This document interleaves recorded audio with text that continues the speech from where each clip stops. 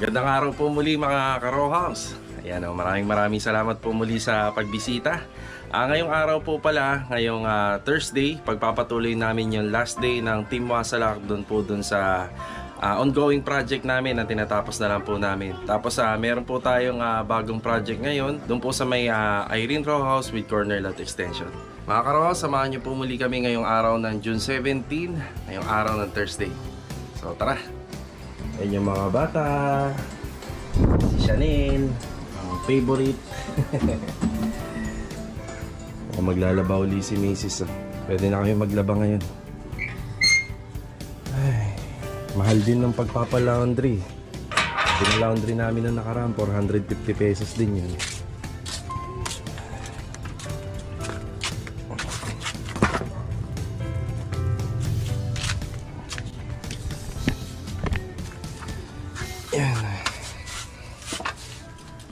Una natin puntahan si Pangski tsaka si Master RJ. Yan. Bali last day nila doon sa ating project doon. So day 20. Bali yung mga ginagawa namin na row house kapag overall finish, inaabot po ng 17 days. Dito inabot kami ng mga 20 days kasi may mga pina-additional yung may-ari. Yan na lang yung tinatapos namin. Ay, yan, dito na tayo.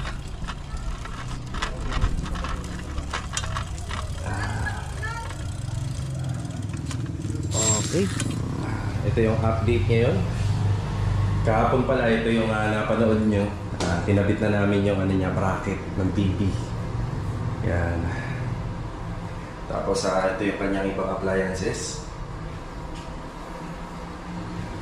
Tapos dito, babalikan na lang to ni Master Batang to.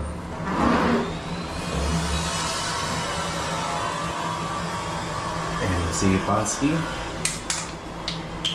Ito yung ating lababo. Tapos si Pangski rin to meron ng konting nililinis dyan. Kasi ito na yung ating lamesa. Ayan. Kasi sa mga pina-additional na may-ari, pati itong ating wine rack. Ito yung wine rack natin. Simple lang yung gagawin namin dyan mga ka-row house. Bali tamang haspi lang siya. Kasi yung mga wine talaga, yung kulay talaga niyan, dapat yung mga wine rack dapat mga kulay mahogany or kulay kahoy. So nga lang syempre yung motif ng kulay rito kulay pink.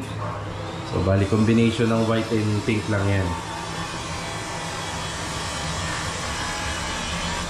Ayan.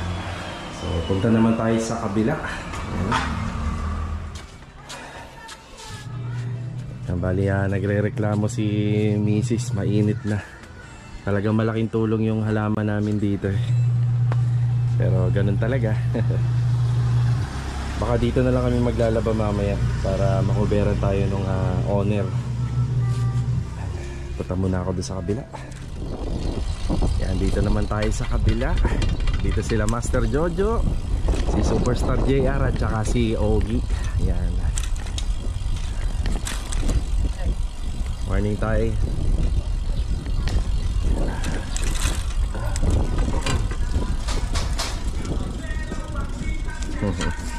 Ayan, dito si JR. Yan.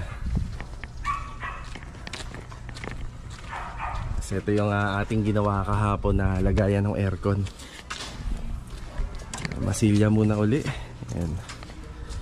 So silang tatlo rito, bali si Ogie at saka si JR. Sila yung preparasyon para sa mga kisame. Yan, mga kisame natin, naka-preparasyon yan.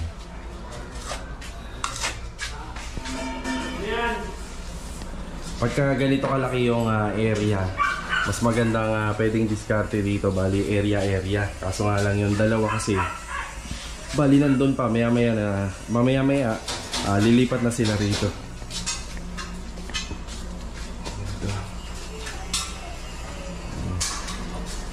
Tapos dito si Master Jojo, pinagpapatuloy niya rito yung pag-install ng tiles. Dati kasi pinigilan nung may-ari yung grupong Wasalak na Huwag na pa-install ng tiles to. Tapos, pero kasama to sa contract namin noon. Yun nga lang, pinahinto. Gawa ng gusto yata ng may-ari na ipabinil lahat.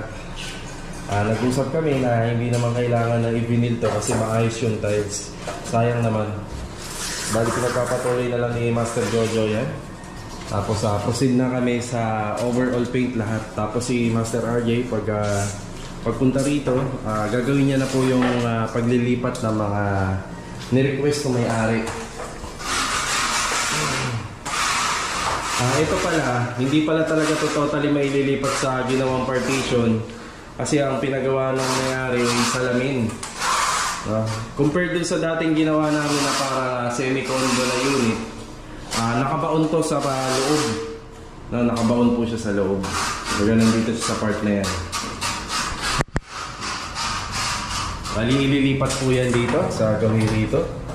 Tapos yung ratio din, pagpasok ni Master RJ, baka yan na rin din ang sikasuhin niya rito. Ito yung salamin. Yan yung magiging room partition niya.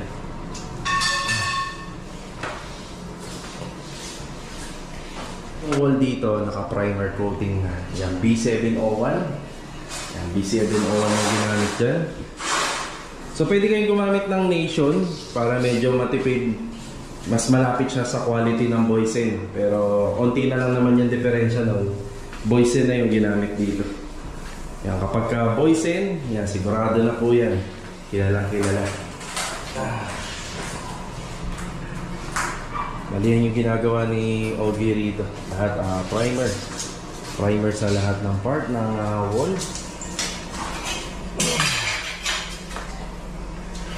Tinatapos na lang ito ni Master Jojo. Tapos okay na ito lahat mamaya. Pwede na sila mag-proceed sa pagpipintura. Lahat ng preparasyon para sa pintura.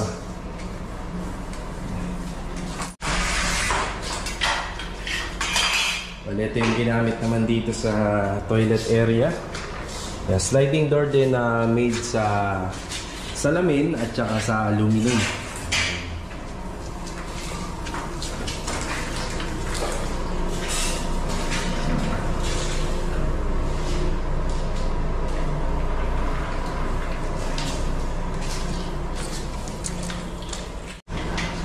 Bali yung mga ganito, pag nagpagawa kayo, medyo tipid to pag buong salamin. Gaya rito. Yan, tipid din yan. Tapos yung sa taas, kahit hindi nyo napalagyan ng kung anong harang dyan, ang problema lang nito, kita kayo sa loob. Yun lang naman. Mag-aabala pa kayo rito na para harangan to. Pwedeng kortina or pwedeng sticker. Yan.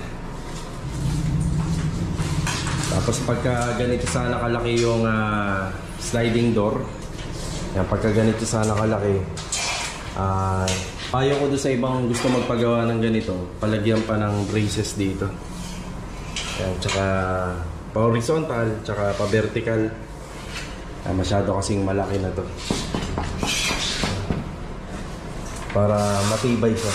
Pero depende sa inyo kung ano yung gusto nyo. Pero kung may budget pa, maganda sana kung may brace pa yan dito. Tapos yan, pa horizontal dyan.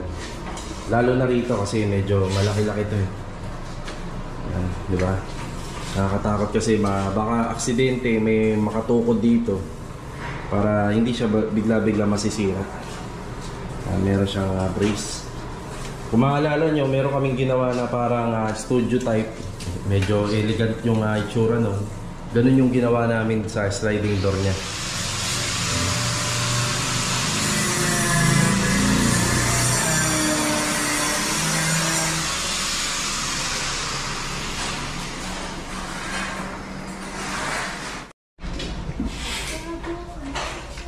After nga pala kahapon, nung boral, nung stick wheel, nung gasa tape, yung makikita nyo rito, ito na yung masonry putty.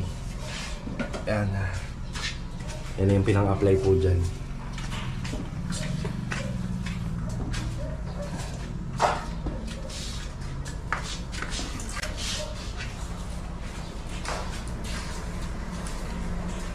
Yan, bali iwan ko muna sila dyan.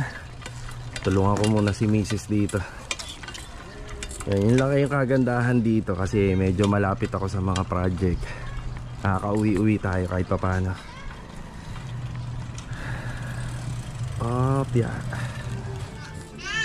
Bali nag-umpisa na maglaba rito si Mrs. Kaya medyo masikip pa. Hindi kami magkakasya rito sa payong na to. Tsaka mainit.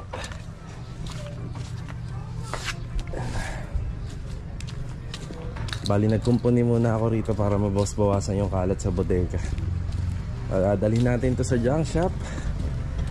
Itong mga karton, tsaka yung ibang mga dapat nang dalhin doon. Mga karton, nakasikip sa bodega yan. Tsaka to, yung mga retails na rito. At tsaka to. Ayan. So tara, let's go. Okay, dito na tayo sa junk shop. Napakalapit lang nito sa amin. Oh, kamay.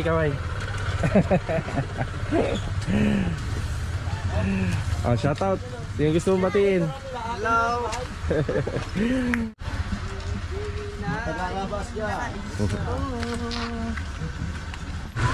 After natin dito sa junk shop, bibili naman tayo ng bigas ni Mrs.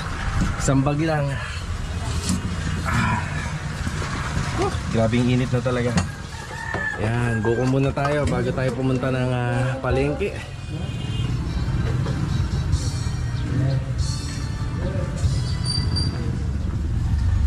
Yan, ang sarap talaga ng buko doon, no?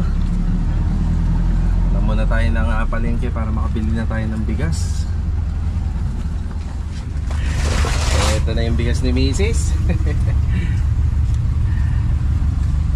Kapag palagi akong pumaparada rito, nagta-traffic talaga. Saglit lang to.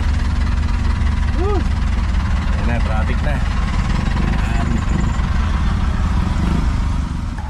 Yan, bali dito na tayo. Saktong-sakto, dala natin yung owner para makarga natin yung mga gamit natin. Yan si Paxio, naglilinis na lang dito.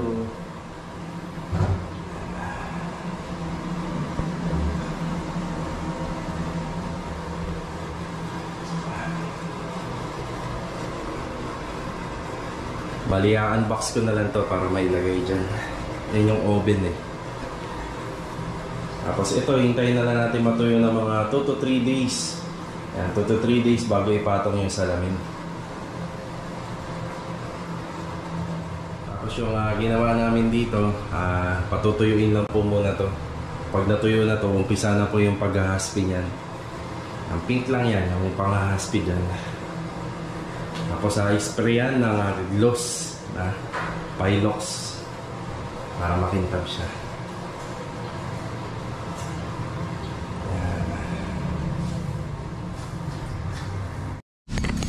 Bali halos okay na to. Hintayin na lang natin mag-install ng Korean blinds. Tapos babalik kami rito. Dalawa na lang kami ni Master RJ. Ayan, pepwesto na sila Pangski doon sa kabila.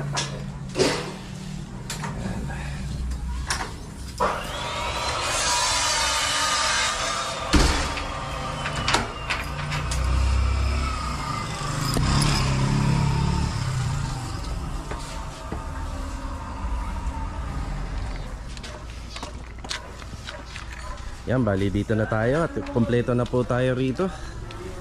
Kapag matuyo lang yung ating pina-lacquer primer doon, babalikan namin ni Master RJ yan. Tapos dito naman nag-umpisa na si Ogie. So primer coating muna sa mga walls dito. Yan. Pati dito papipinturahan natin to. Yan.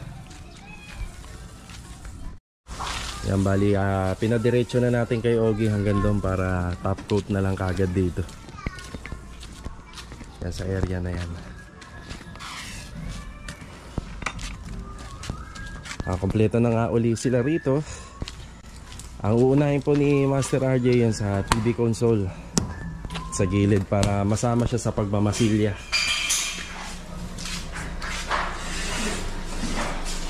Yan, dito muna. Okay na yung mga tiles. Install na. Tapos dito, pumesto na si Master Jojo dito.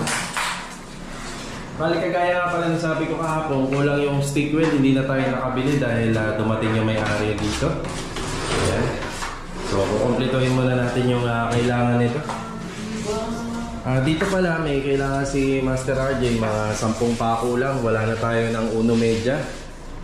Hindi na sana bibili kung meron. Tapos sa Dynabolt na D2, yung kailangan nito. Mga ilan? 4 lang talaga. O 6 ko. 6 na lang.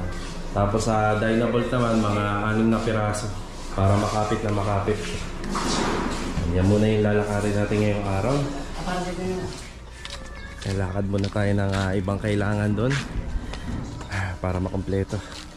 So tara.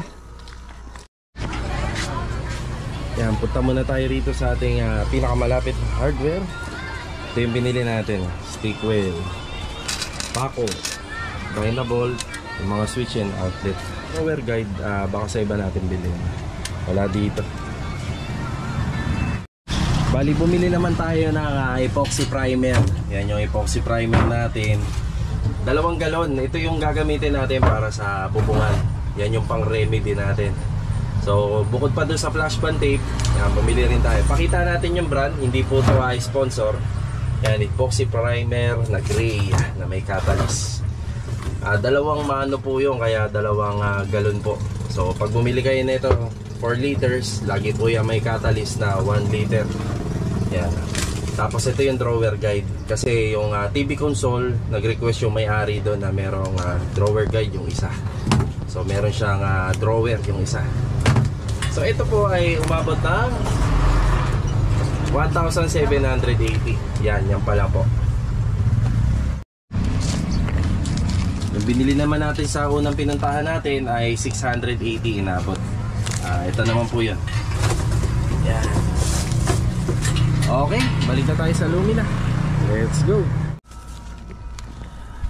Yung pipinturahan lang dyan, yung sa Lumina lang, yung nasa 22 square meter floor area. Yung kasi yung may diferensya.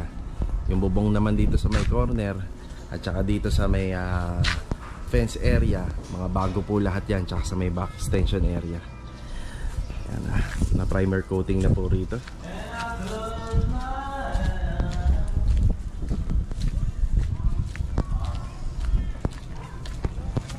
Ayan, dito si Pangsky. Siya yung bumibira nito. Ito yung likuran. Ayan, primer muna para pagka natapos may sabay sa pag top coat. Ito na yung mga binili natin kanina. So hindi ko muna nilapag dito yung para sa bubungan. Doon muna sa owner ko. Inumpisa na po ni Master RJ ito, yung paggawa ng sa console dito. So yung finish nito medyo malapad kasi malapad po yung mga appliances na ilalagay rito.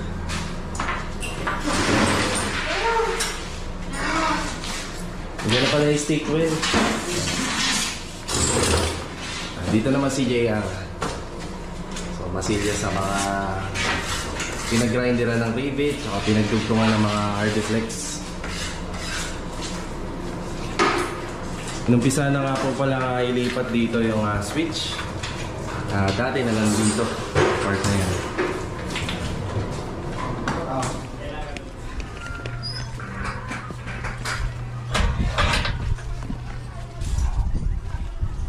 Yun no, after break time, punta muna tayo sa hardware uli. May nakalimutan tayong bilhin. Nakalimutan natin yung silicone. Yan. After po kasi may lagay yung mga flash band tape sa yero, kukubera natin siya ng silicone. Tapos meron tayong ililipat na switch doon sa may partition. Kailangan po ng utility box doon ni Master Jojo. Yan yung mga nakalimutan natin bilhin kanina. So tara, let's go. Yan, balik galing na natin dito sa hardware. Ito yung binili natin, utility box tsaka silicone.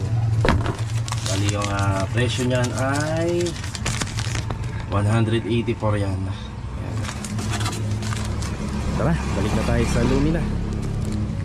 Bali after break time po, balik tayo rito. Napakatindi ng init.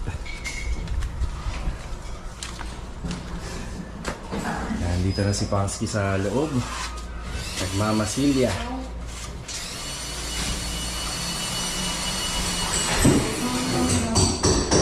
Tapos dito pinagpapatuloy ni Master RJ yung pagtatabas ng mga plywood para sa TV console. Dito.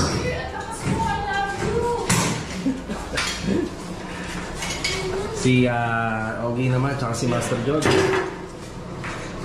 Pinabit na nila yung mga kornisa rito. Bali yung ginamit dito, mga 1x2 na kornisa.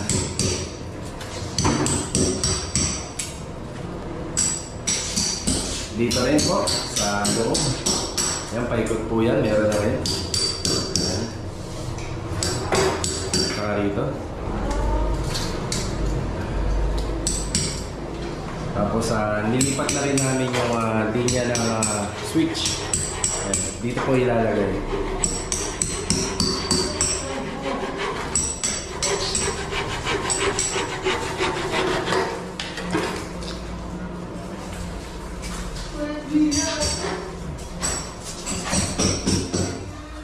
Maraming salamat nga po pala sa pagbisita kila Mama Lorraine Jen de la Cruz. Ayan, na taga Block 2 Phase 4. Ayan, kasama niya na rin po yung ma'am niya kanina. Nag-inquire po sila rito sa grupo namin. Maraming salamat po and ingat po palagi. Shoutout na rin niya po pala sa channel niya na Rain Crafts and DIY. Ayan, paki-support na lang po at paki-bisita sa channel ni Ma'am Rain Crafts and DIY. Ayan.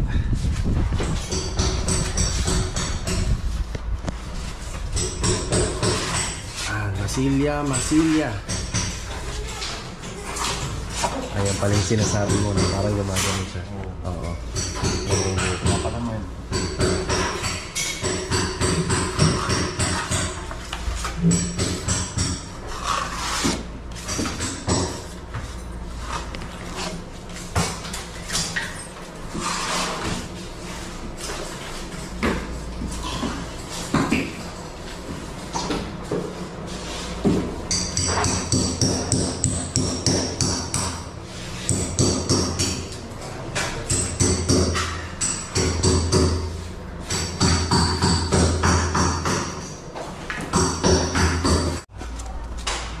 Check natin yung mga nagawa rito sa kisame.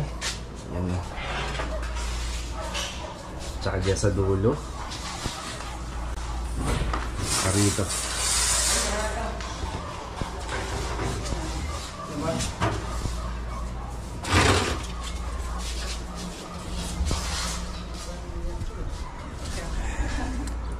Katapos lang po magmerienda nung tropang wasalak.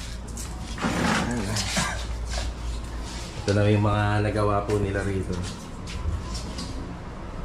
Tapos ito yung pinaka-assemble na may-ari. Medyo malaki yung mga speaker niya. Kung makikita niyo sa video, yung malaki speaker niya. Tapos dito magkakaroon ng layer. Shelves na lang yan. Tapos yung pinaka-huli drawer. Gusto niya yung nakahang. Yung pagkakahang niya nasa 30 cm. Yan, nakahang po yan sa flooring.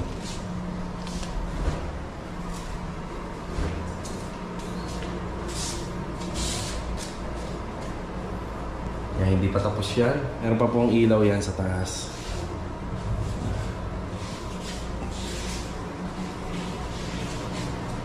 Dito puro preparasyon tayo.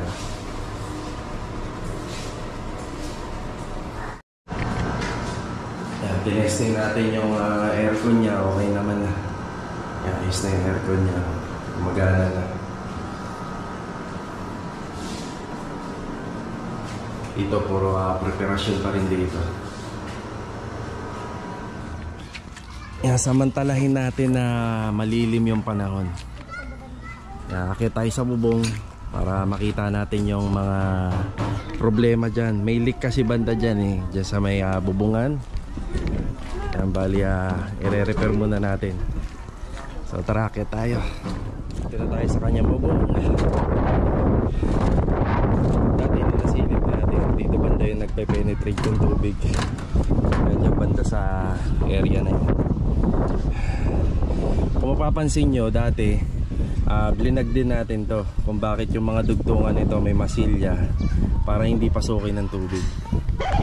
Ayan. Siyempre sa sobrang tindi ng init ng mga nakaraang buwan, talagang bibitak talaga yan. So ayan, yan yung lalagyan natin. Simula dyan hanggang doon sa dulo. Lalagyan natin ng flash band tape. Yan, dyan kasi yun yung part na yan.